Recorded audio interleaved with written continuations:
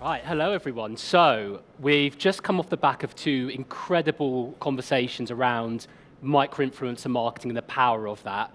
But of course, for many of you in the room, we're going to be continuing to work with you on building world-class referral programs. So we're going to be spending the next half an hour or so with this stellar lineup of existing customers that we have, really exploring how you can take an existing referral program that's performing pretty well and make it outstanding, or for people in the room that maybe are yet to start a referral program, some of the kind of key elements that you need to consider in order to be able to build a really world-class referral program. So we'll just start with a round of introductions. Emily, should we kick off with yourself?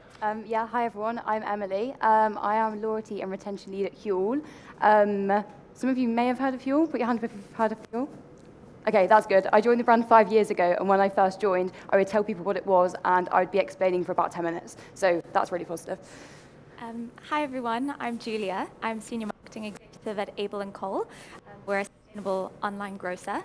I look after our email marketing channel and Refer a Friend, and most recently, micro-influencer as well. Hi everyone, I'm Selina Jervis. I'm Senior CRM Manager for Secret Escapes. We're a travel marketplace that gives you a little bit extra when you book with us. Told you it was a good lineup. For some reason, you guys feel quite far away. I'm not sure if that's the chair, the way the chair's been set up. That's fine. So I want to start with exploring some of the key pillars to running a referral program. So for you in the room that are kind of working with us and might have a customer success manager and account manager, you'll know that there's 1,000,001 different things you can be doing to really optimize your campaign. But I think what's always really useful to understand is maybe some of the kind of core elements that you can replicate time and time again, whether you're running in different markets, different audiences, running different offers, whatever that might be. And Emily, I want to start with you because obviously you've been working with us for a number of years now and run multiple different campaigns. I just wonder, within those, are there some key elements that you replicate time and time again with those different campaigns? Yeah, I think if I was to think about the biggest thing that probably moves the needle the most for us, it would be the incentive, because I think regardless of how much time and energy you put into optimizing the copy, the imagery, the share methods, if the incentive doesn't have a strong enough perceived value for your customer and for their friend, your customer is not going to sign up to the program and they're not going to share it with their friends, and equally their friend is not going to purchase, and you're not going to have a good program. So I think that, number one, and then obviously, we're all marketeers in the room, surrounding that, you've got to have a strong comm strategy. And just ask yourself the question, are your customers aware of the offer? And it might sound really, really basic, but from my experience, taking over the program at Huel, and from also speaking to a few of you in this room already, I think there is a tendency of businesses not to give enough value and light to referral programs. They're focused on meta, they're focused on influencers and everything else within the strategy. So over the past 12 months, we've spent a lot of time building the value of referrals in Huel and raising the profile of it. And thanks to that, we have a lot more visibility across our website, across CRM, across social, which I think has done really well for us. Yeah, visibility is key. Whatever you're doing with your campaign, just making sure that your customers can see it and aware of it, I think is super important, whatever kind of campaign that you're running. And Julie, how about yourself at Abel & Cole? What are some of the kind of the things that you just do time and time again with the different campaigns? Yeah, so I would definitely agree with Emily that having the right incentive is the most important part of making sure that your campaign is successful. And obviously promotion, without promotion, it falls flat. But I think for us, when thinking of which kinds of campaigns to run, it's our most successful campaigns always hinge on something shareable. So whether that's an event like International Friendship Day, or even like a milestone in a customer's life with us, like they've reached their 10th delivery, adding in something that links back to the customer themselves and making it into a shareable moment for them really helps our campaigns to kind of grow and get better with time. And Selina, obviously, different type of business, Secret Escapes, might be a purchase that's not happening quite as regularly as something like a Huel or an Abel & Cole. What are some of the key considerations for you when it comes to campaigns?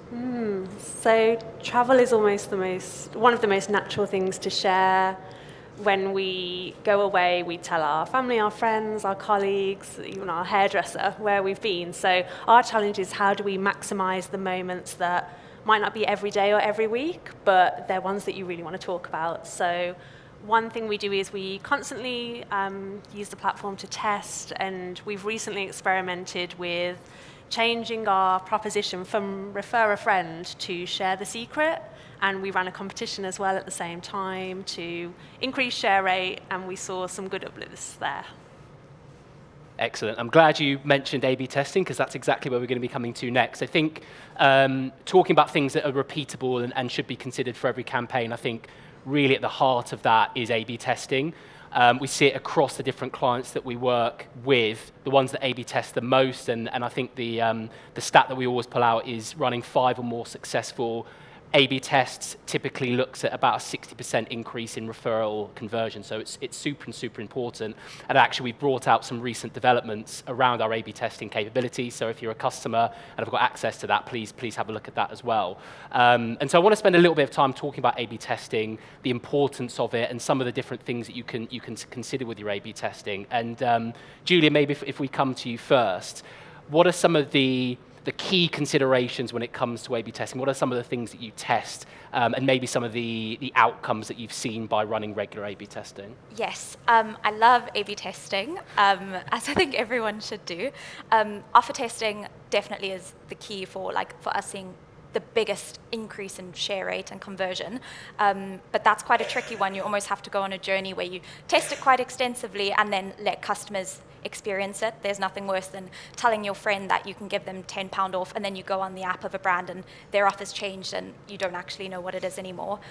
So offer testing is a big one.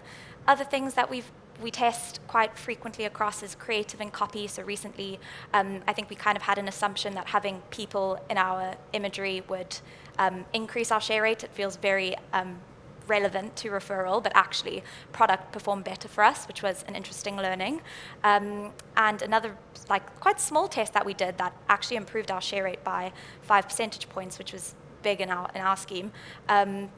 It's just reordering share methods. So we used to have name share at the top and then your unique link at the bottom, and literally switching those two things around to make just sharing the link the kind of first point of call for the customer worked really well for us.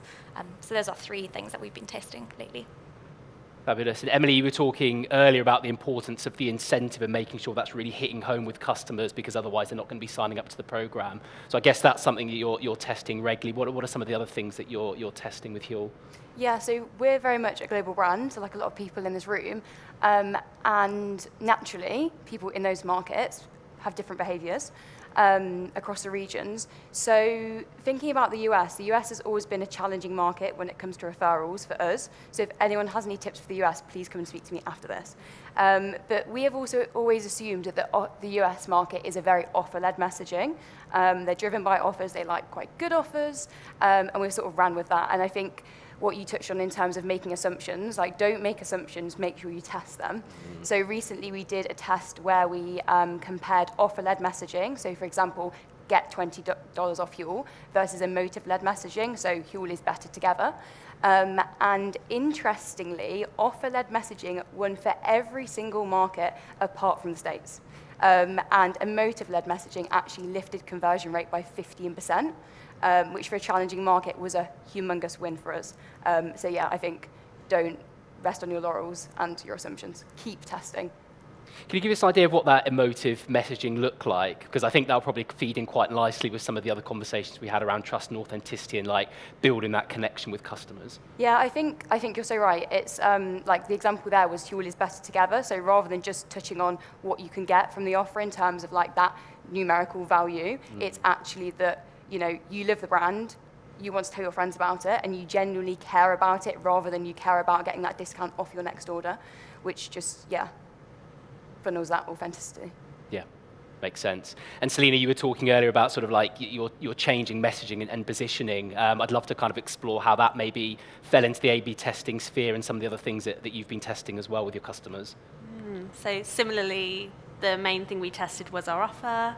And we learned a few things. So Our current offer is £25, €25 when you spend 125.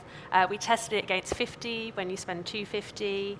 And it had interesting results. So in Germany, we actually saw a higher booking rate, higher share rate when it was the higher value, whereas in the UK, it didn't really shift the dial. So we were considering when you book a hotel night in the UK, it might be around that £100 mark. And the great thing in the platform is you can see the messages people send each other when they send a code. And we realized that a lot of people were messaging friends, family, saying, hey, we're going on this trip, or we're going to a gig. Why don't you and your partner join us? Here's a little discount from me. So as well as testing our monetary discount, we're thinking about giving a bit more of a human treat. So perhaps if you join us on this weekend away, here's a code for a free bottle of wine in your room, or something that's a bit more of a treat, a surprise and delight, rather than just a discount.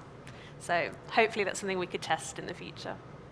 Yeah, I think a key theme there was just challenging assumptions. So I think it's quite easy to fall into patterns of thinking that you'll sort of know what your customers like, but actually I think the beauty of A/B testing is being able to challenge those assumptions and actually get to the truth. And just before we move on from A/B testing, I'd just like just a quick round robin of how much time, effort it takes to A/B test, because I think there might be perceptions in the room that it's another thing that you need to do, add to the list that's going to be time consuming. But Emily, to start with you, like how have you found sort of A/B testing with us generally? Yeah, I think it obviously depends what type of test you're running. Some do take longer than others, but if you're doing a simple like copy test, it can literally take you a couple of minutes.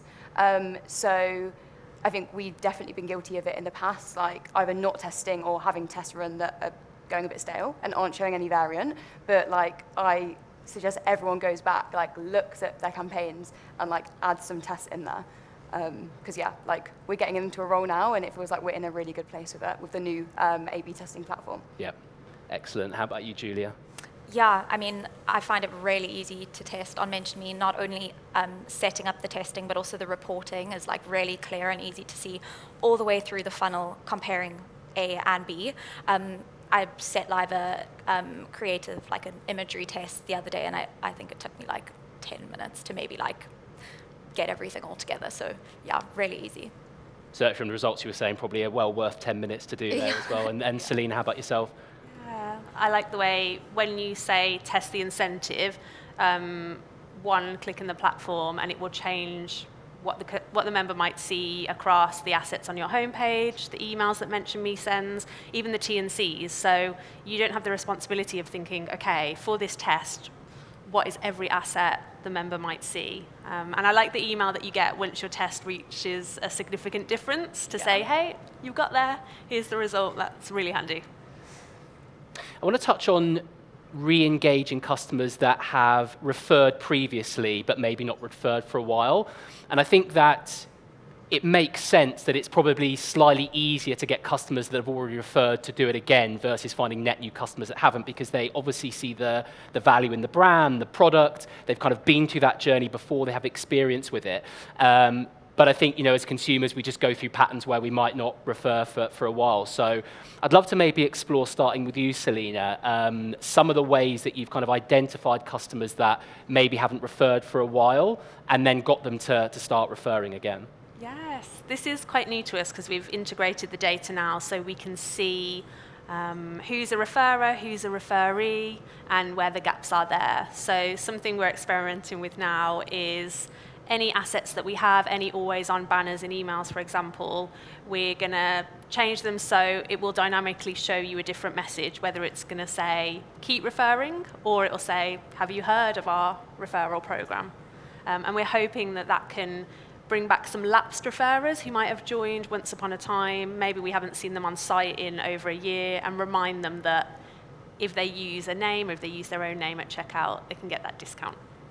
Yeah, I think those subtle differences, as you talk about the dynamic banners, just recognizing when customers have referred before and actually calling them out. I think like a lot of the time we'll call out customers and thank them for spending with us, but actually the power of being able to recognize when they've referred and call that out, I think is really effective as well. How about you, Julia? What are some of the ways that you've re-engaged customers? I think at the moment we're working on trying to automate that as much as possible. We are linking our MentionMe data with our CRM, so something that used to be like a manual monthly pull, and sometimes you forget, or like your volumes, I don't know, you just decide not to send it. Having that automated trigger to send re-engagement at the right time is something that we're working on now. But also to Selina's point, I think it's also about having your always on promotion strategy nailed down. For us, we're a subscription-based business, so we're guilty of like having all the promotion of referral and people's first couple of emails are in their nurture program, and it's making sure that that promotion continues all the way through, whether they've been a customer for a year or 10 years. So I think that's also a big part of it. Yeah, I think the other beauty with getting people to refer time and time again is, obviously, depending on the product and service, there's only so much that you're going to be able to get your customers to spend, and like how regularly you can get them to spend, but they can always be referring and bringing other customers in. And Emily, I'd love to maybe kind of explore what you're doing with Huel to be able to maximize that. Yeah, so we've done a few things, like the always-on banners that you mentioned. I think they're really, really effective. But one approach we took was a direct mail campaign. And for this campaign, we targeted our high-value lapsed customers, and we did that through using the MentionMe metric ECR. So ECR, if you aren't already aware, stands for Extended Customer Revenue. And what that is instead of looking at your customer's revenue and your customer's LTV, it actually looks at your customer's LTV as well as the friends they have referred as well. So that customer might have stopped spending with you, but actually they're still referring. So we went out to all those customers that had lapsed with direct mail with an increased offer, and we saw a lift of 180% in conversion rate, which was just, incredible. And so we've gone on to replicate that in lots of different ways. Yeah, fabulous, because obviously, as you were saying, a lapsed customer could be seen as one that hasn't spent for a while. But I think particularly when the pennies are tight, so to speak, you can always be looking at customer in a more holistic way and seeing what other activities they're doing, like referral, for example. And that was a really great story that you had there around that. Let's bring it back to micro-influencers for a bit. And we had Egler up on the stage earlier with Anchor talking about how they're combining their referral program with their micro-influencer campaign, and the kind of the cycle that you can create in terms of that benefit with combining referral and micro-influencer, and maybe some of the opportunities there. Julia, maybe if we come to you first, because you also have experience using our micro-influencer platform as well as obviously the referral. What are some of the benefits and opportunities that you've seen from combining referral and micro-influencer? Yes, so we have been using MentionMe's micro-influencer platform for the last month. It felt like a very natural next step for us from referral into influencer, and I think I had such faith that the MentionMe platform for influencer would be as easy to use as the referral one is. And so far it's been like such an amazing experience for us. The way that it's worked for us is MentionMe has basically taken our active customer list and found people within that list who have influencer style social media accounts, and we reached out to them and invited them to be our brand ambassadors. And the content that they've created, because they are our active customers, has been so authentic. I was saying to someone earlier, like, you couldn't brief in that level of enthusiasm. We also have been working with macro influencers, and we've really found that micro is a lot more efficient from a cost perspective for us. And yeah, it's been really easy to use. We're really excited to be scaling it. And yeah, I think tying back to trust and authenticity, like we've been discussing earlier, it really doesn't get more authentic than using someone who actually shops with you to advocate for you. Yeah, as you were saying there, someone that already knows your product. Yeah. It's not the logistical hassle of having to send them like free products and things like that as well, which is a bonus. And we're also finding that customers that come in through a micro-influencer are more likely to refer themselves. You've just got that nice cycle there. Selina, what are maybe some of the, and I know you've got a story to tell around this, where are some of maybe the opportunities that could be potentially missed if you're not kind of looking at your referrals and also kind of combining that with micro-influencers? I think we're on the cusp of our influencer journey as a business, because we've tried the more micro-influencers, working with them on a one-to-one basis, but we don't have a program where people can really reach out to us. And there was an example a few weeks ago. So when I logged on a Monday morning, our social team had an amazing interaction over the weekend. There was an influencer who made a TikTok and said, if Kylie Jenner likes my video, my boyfriend will take us to the Maldives. And Kylie Jenner did. And our social team got in touch and said, we'll fly you there. So there was this really great, I guess you could call it organic piece of content where the influencer filmed it and said, look, I'm on the way to the Maldives, thanks Secret Escapes for flying us.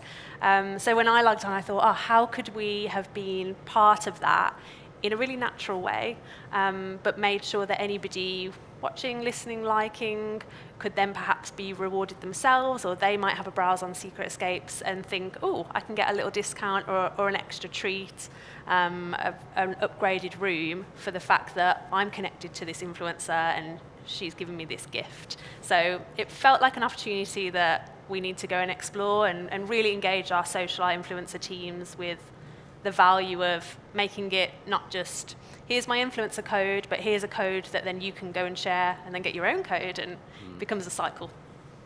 Yeah.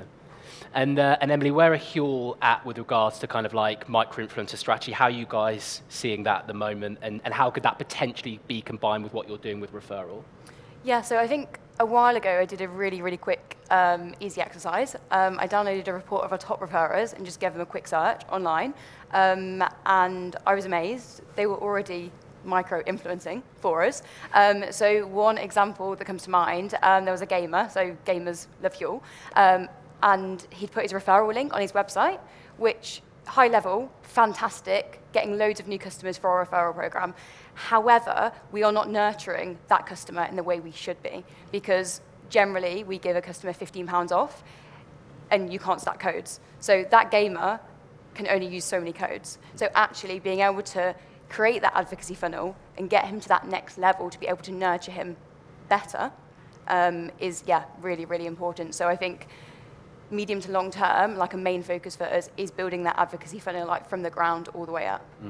Yeah, I would just, to add to Emily's point, I feel like we've had the same thing where I think we've all had it where our referral codes are on social media, and one of our micro-influencers actually was one of the same, where she's a Pilates instructor, and she had been sharing her referral code online. Now she's a micro-influencer, and the relationship that we've been able to build with her in this new way has been amazing. Like, I've been chatting to her on email, and we've been talking about whether we can give some free products for her to take into her classes. Like, it's just a new level of having a relationship with your customer that's really, really special.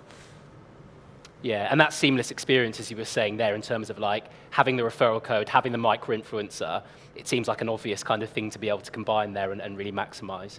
I want to finish by maybe looking ahead to the next 12 to 18 months and where you see the biggest opportunities with your referral program. What are your ambitions? What are some of the things you want to maybe try out to really take it to the next level? Emily, let's maybe start with you.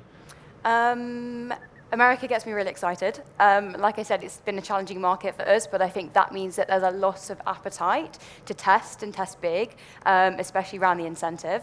So really excited about that one. And on the flip side of that, I think there's a massive opportunity to double down on our best performing markets. So if I call out Asia, for example, 27% of our new customers, come through referrals, which is, I think, amazing, and we're only scratching the surface in that market. So if we actually put a bit more energy and effort into those markets that are performing well, I'm really excited to see what we can get out of them over the long run.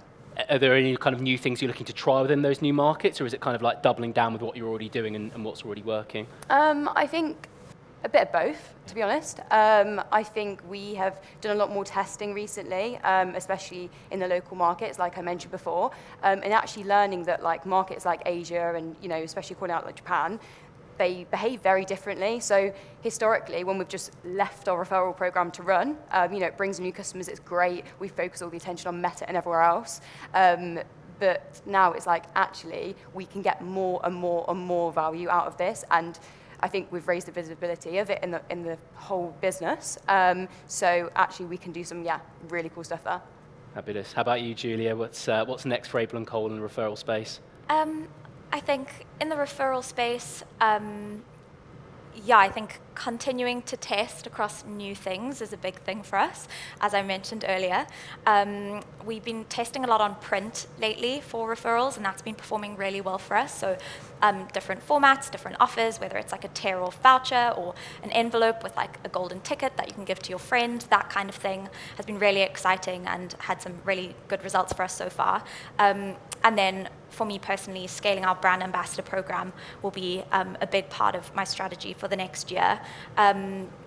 We've got our micro-influencer base that we've been working with now, but we're working with Mention Me to create lookalikes of those influencers that have been posting about us already and driving revenue for us. So engaging those new influencers, onboarding them, and seeing how far we can take it.